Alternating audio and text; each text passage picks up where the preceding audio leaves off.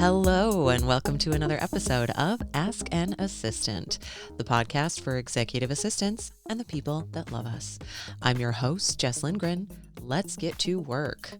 This week's question comes from Esteemed Colleague Bianca, who wrote in via askanassistant.com with the following question. They said, "Hi Jess, I support a C-level leader at my company, high up but not the CEO, and I got invited to their annual holiday party with their direct reports. Think director level folks, for the first time this year. My schedule is open the night that they scheduled it for, but I'm not sure if I should go or not. What are reasons I should not go? What are your tips for attending if I say yes?" Bianca, thank you so much for reaching out and asking, and I love that you're thinking this through. But that being said, try not to overthink it. It sounds like you've been at the company for a while, and perhaps you may have been adjacent to this annual celebration. Since you've already said that you're free that evening, if I were in your shoes, the main thing that would make me say no is whatever I've heard about the party from previous years. Is it a bar hopping marathon where everyone comes in still half drunk on Monday? Or does everyone come back from the weekend with a little pep in their step after a great meal that they had in great company? I don't know about you, but I am personally, at the time of recording, a woman in her 40s, and I've never worked in sales. So my liver just can't handle a long night out of drinking, no matter who's footing the bill. Like, it's just not going to happen. That being said, if you're even 5% on board for attending, which it sounds like you are, I say attend. As an executive assistant, you are an essential, critical, absolutely irreplaceable part of your executive success. And I am so very glad to hear that they are recognizing your value and including you in the group celebration. Late, but at least they've gotten there. Like, you've gotten the invite, so go. A few tips depending on the format of the party. If it's at a restaurant, bring, I don't know, 10, $20 in small bills so that you can tip the valet if that's a thing, coat check, any other staff that you interact with. Maybe you get a drink from the bar before everyone gets seated. Make sure that anyone that you interact with, you've got a couple bucks to make a good impression, because your company or at least your department has made a reservation and you want people to know that you are appreciative of their service. And it's the end of the year, it's the holidays, and that's a pretty typical American thing to do, United States rather thing to do. I don't know about other countries, but as always, I'm speaking about the United States because that's the market that I know.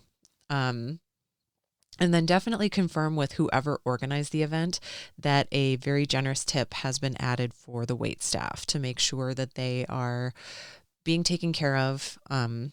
Tipping culture is another story for another day, but just make sure everyone's taken care of. If it's at someone's home, bring a host or hostess gift like a bottle of wine, a box of fancy chocolates, a flower bouquet, like something that's consumable that could potentially even be used during the course of the party.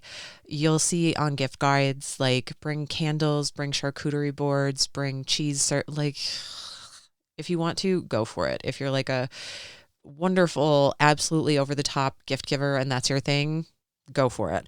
I personally really love to bring a host or hostess gift that is fairly dietary restriction friendly. So like if I'm doing fancy chocolates, I'm going to try to find vegan ones. A lot of chocolates are already gluten-free, and you can certainly find ones that are nut-free, although that does sometimes, in my experience, get a little more complicated if you are going the vegan route. But there's definitely like really nice dark chocolate out there that is totally vegan, gluten-free, dairy-free, nut-free, all the free. So things that are consumable, things that are fairly dietary restriction friendly, things that could contribute to the overall ambiance of the party, 10 out of 10 gift for whoever might be hosting. Next, you're going to want to find out, either way, restaurant or someone's home, from your executive if a plus one, if you have a plus one, if your plus one is allowed to come. And then anything else that maybe you should know about the event, like a dress code, if the venue has any quirks, like maybe parking is super challenging, maybe it's a speakeasy and there's a secret door and you need to know the code, who knows? But that does lead us into my next point, which is, if at all possible, take a rideshare service to the event. Depending on where you live, winter weather can be super unpredictable. I live in upstate New York. The first 3 years we lived here, we got a combined total of like, I don't know, 2 feet of snow over the course of 3 years. And now I think here in early December, I think we've already gotten 2 or 3 feet of snow. Like, it can be really unpredictable. Depending on where the party is, parking might be a challenge, not only because it might be a restaurant downtown. Other people are going to probably the same restaurant and other area restaurants. If there's theaters, downtown districts can be very busy, especially on during December, during holiday season, especially if it's a Friday or a Saturday. Parking can be really challenging. So take that rideshare service if you can. I went to a party hosted at a friend's home last year, and we got like 4 inches of snow that day. And then 100 people convened on their house, and they live in kind of a funky, like, top of a hill. There's not a lot of side streets, not quite a cul-de-sac, but like they're at a corner. And like I said, they're not close enough to any side streets. And a lot of the side streets are super hilly. So like, it was a challenge parking at our friend's house who lives a mile from us.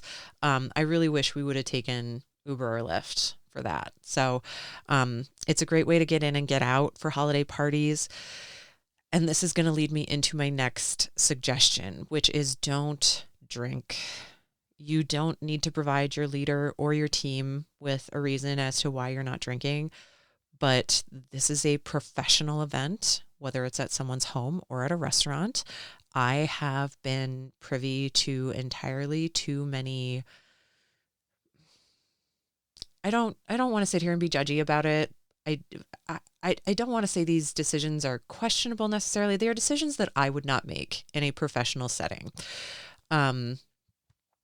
It's in your best interest to stay as sober as you can. Keep in mind that a lot of folks in leadership roles, especially if they're in sales, in my experience, these folks can drink. Like, I made the mistake many years ago of trying to keep up with executives at a party just like this. They were all just so excited to finally have me along. We were out of the office. We were at a bar. And they're just like, it felt like my 21st birthday. It felt like, oh my gosh, you're here. You're not at the office. You can drink. And it's just like, yeah, I can. But like, trying to keep up with executives, again, not to be too, these were all salespeople. Like, it was a bunch of sales executives, and trying to keep up with them, I was absolutely wrecked for like 3 days afterward. I learned my lesson: order club soda with a lime, have 1 glass of wine with dinner if you really want to, and then have a bottle of something, red wine, keep it counter temperature or cellar temperature if you're fancy enough to have a cellar, or chill something that you can drink when you get home. But during the event, do your best to stay sober. Like, it's never a bad decision to be sober at a work function. And the last thing I'm going to leave you with is enjoy. So many executive assistants are flat out excluded from events like this. They're forgotten to be invited. Even more of us are the go-to event organizer. So we get to attend, but then we're still on the clock, right? Like, we're managing, we're interfacing with the venue, we're managing the caterer, we're liaising with any hired photographer, DJ, entertainment people that we might have hired for the night. We're in charge of all of our colleagues, all of our coworkers, right? Like, we don't get to enjoy these parties in the same way everybody else does. Something I've been seeing a lot this year is horror stories of executive assistants planning events like this, and then they're not invited, or like they are purposefully excluded. Like, oh, hey, thanks for all of your hard work on this. So-and-so is going to step in and be the on-site liaison now. Don't come. Like, what is wrong with these company people?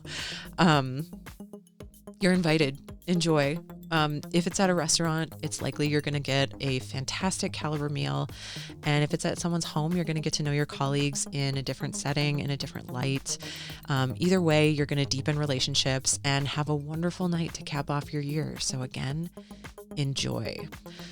Bianca, thank you so much for reaching out, for asking your question through askanassistant.com. I would encourage anyone out there with a question burning a hole in their brain to reach out. I always love to hear from you. Again, that's askanassistant.com. Leave your comments, questions, thoughts, and concerns with me. As always, I hope you're happy, healthy, and hydrated, or at least 2 out of 3. Yeah, that's it for this week. Bianca, I really hope that helped. Anybody out there listening, I would love to hear about the parties that you've planned this year, the parties that you've been invited to, the parties that you've enjoyed. And until next week, take care.